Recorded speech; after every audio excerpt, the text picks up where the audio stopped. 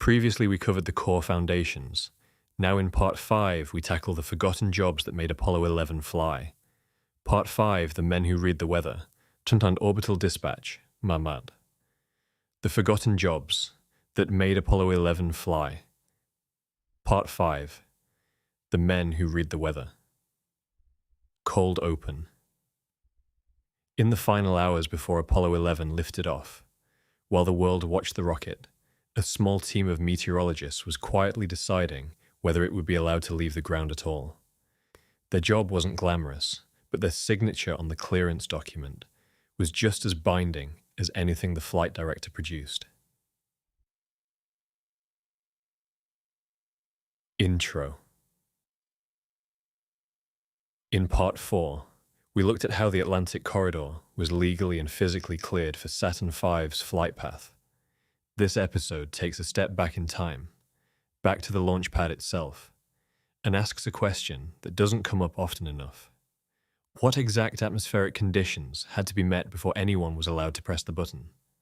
And who was responsible for certifying them? Section 1. The rules of the air. Saturn V was, among other things, a very large tube filled with highly flammable propellant, traveling through the atmosphere at increasing speed. That combination created specific vulnerabilities. The primary concern was upper-level wind shear, the change in wind speed or direction across different altitudes. A rocket climbing through layers of fast-moving air at different angles experiences aerodynamic stress across its airframe. Engineers had calculated the structural limits the vehicle could tolerate. Exceed those limits, and the vehicle could be overstressed before the engines even had a chance to compensate. The second concern was electrostatic fields in the atmosphere, essentially conditions that resembled the electrical environment inside a storm cloud, even without visible lightning. A plume of ionized exhaust from Saturn V's engines could, under certain electrical conditions, trigger an electrostatic discharge.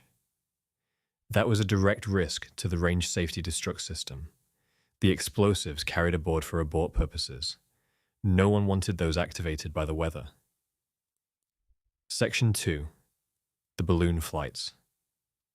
To profile those conditions layer by layer, the launch weather officer team at Cape Kennedy flew Rawinsonde balloons. Instrument packages carried on weather balloons that transmitted wind speed, wind direction, temperature, and humidity back to the ground in real time as they ascended. These flights continued through the final hours before launch, giving meteorologists a vertical picture of the atmosphere that no ground-based instrument could provide. The data wasn't just observed, it was compared against documented threshold values that had been agreed before launch day. If any layer of the atmosphere exceeded those thresholds, a hold recommendation could be issued. That recommendation came with formal authority. The launch weather officer wasn't advising the flight director. They were empowered to call a hold by program protocol, with the same standing as a flight systems engineer identifying a technical fault. Section 3. The 16th of July. On the morning of 16th of July 1969, the atmosphere cooperated. Upper-level winds were within limits. Electrostatic field readings were acceptable. The Rawinsonde data was clean. The weather clearance was formally issued. But here's the point worth holding on to. The clear skies that morning weren't simply good fortune. They were the result of a methodical clearance process, running in parallel to every other discipline preparing that launch. The acceptable conditions had to be measured, documented, and signed off, exactly like the range safety checks, the recovery forces, and the tracking network we've examined in previous episodes. Close.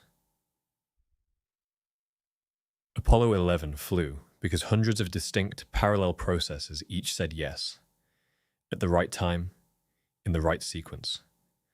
The men who read the weather were one of those processes, not a footnote, a formal boundary condition. Next episode, Part 6, explores the next key question in this series, one that takes us even further from the spacecraft itself. If this series is filling in gaps, you didn't know were there. Subscribing is the straightforward way to catch each episode as it arrives. That is part 5 of the forgotten jobs that made Apollo 11 fly. In part 6, we explore the next key question. Subscribe so you do not miss it.